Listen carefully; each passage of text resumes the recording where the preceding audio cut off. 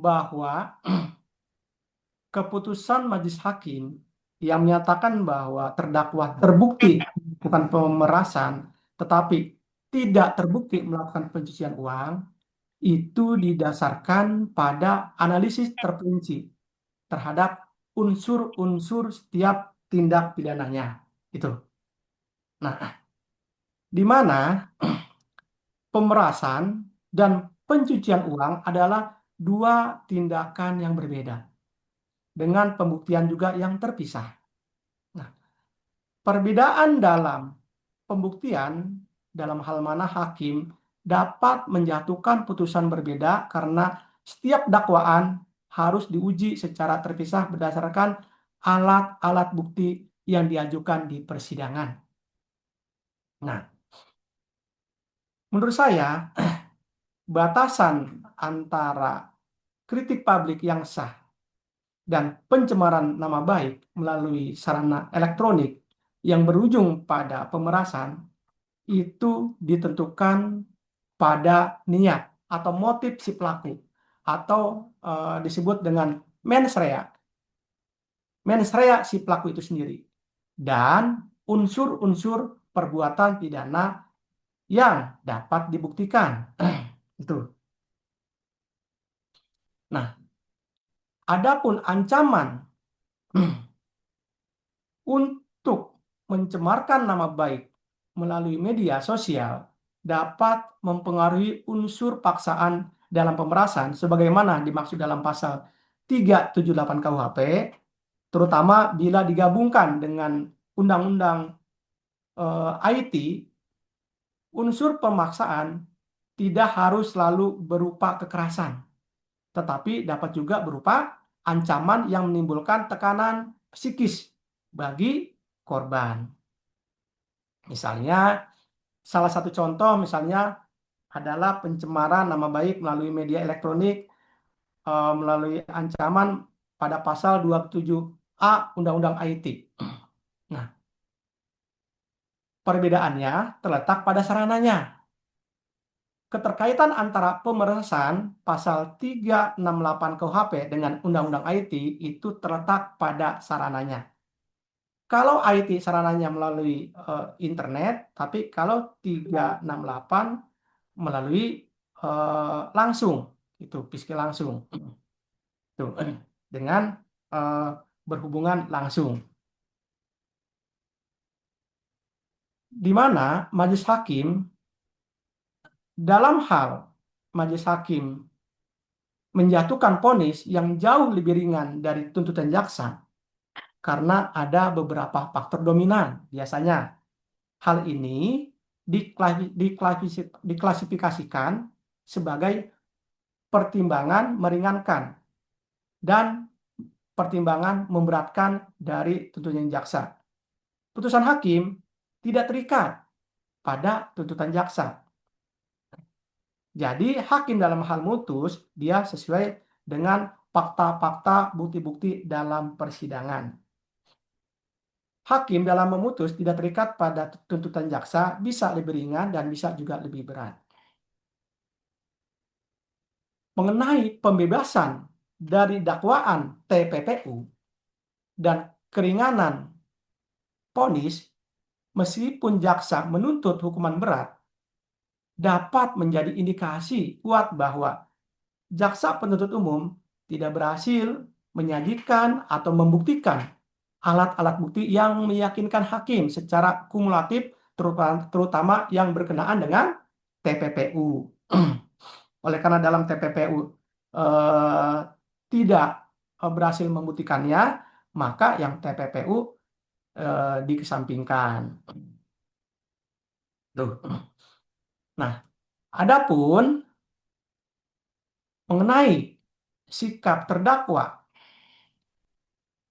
selama persidangan, seperti misalnya kooperatif atau menyesal atau tidak, itu juga mempengaruhi pertimbangan majelis hakim dalam menjatuhkan vonis di samping alat-alat bukti yang ada. Vonis memang relatif lebih ringan dari tuntutan jaksa, seperti misalnya vonis 4 tahun. Bisa terjadi karena hakim melihat adanya faktor-faktor yang meringankan terdakwa tersebut dari tuntutan jaksa.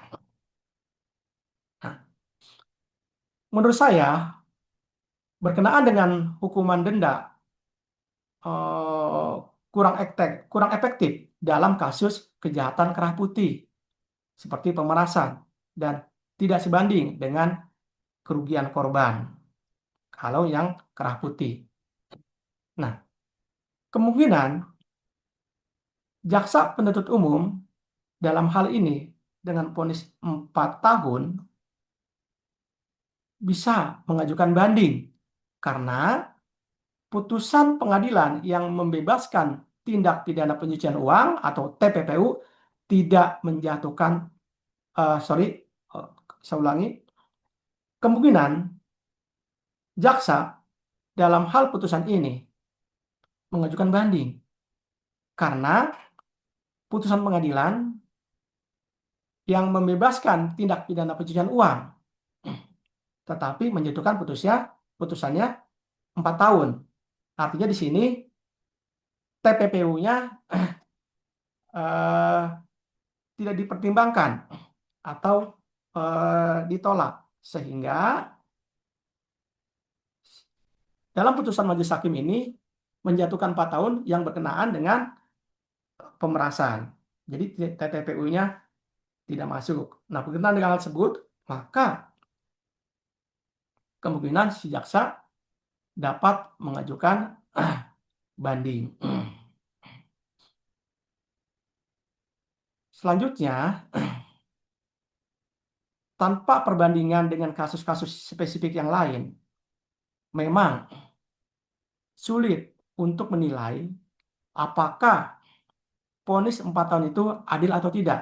Karena mungkin adil bagi yang menang, tetapi belum tentu adil bagi yang kalah. Itulah keadilan. Vonis tersebut bisa dianggap adil jika hakim mendapati faktor yang memberatkan atau faktor pemberat yang kuat. Namun, jika dibandingkan dengan kasus IT lainnya yang memiliki tingkat kerugian serupa tetapi putusannya yang jauh berbeda. Nah, putusan ini dapat menjadi contoh adanya disparitas dalam penegakan hukum di bidang IT. Nah, mengenai pencantuman pasal 3 TPPU oleh jaksa penuntut umum tidak bisa secara otomatis dinilai sekedar upaya memperberat dakwaan.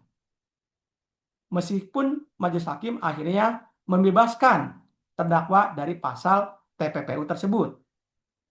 Ada beberapa pertimbangan hukum yang mendasari mengapa JPU mengajukan dakwaan berlapis termasuk TPPU. Dan mengapa hakim bisa membebaskan terdakwa dari pasal TPP tersebut. Itu ada beberapa pertimbangan dari majelis hakim itu sendiri yang berkenaan dengan fakta-fakta persidangan yang telah berjalan. Nah, dengan demikian, pencantuman pasal 3 Undang-Undang TPPU oleh jaksa penuntut umum merupakan bagian dari strategi penuntutan berdasarkan bukti-bukti awal dengan tujuan memaksimalkan penjeratan dan pemulihan aset. Namun, pembebasan oleh majelis hakim menunjukkan bahwa proses pembuktian persidangan adalah penentu utama. Jadi, tergantung proses pembuktian di persidangan tersebut. Nah, mengenai perhitungan masa tahanan, bahwa penghitungan masa tahanan ini terhadap vonis 4 tahun bagi terdakwa yang ditahan sejak Maret 2025 didasarkan pada ketentuan yang berlaku. Nah, penahanan yang telah dijalani akan dipertimbangkan dalam keseluruhan masa pidana yang harus dijalankan. Jadi 4 tahun itu nanti dipotong dengan masa-masa tahanan yang telah dijalani. Demikian, Bu.